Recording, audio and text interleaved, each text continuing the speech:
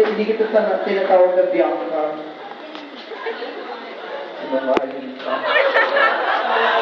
Okay, any question with square of binomial?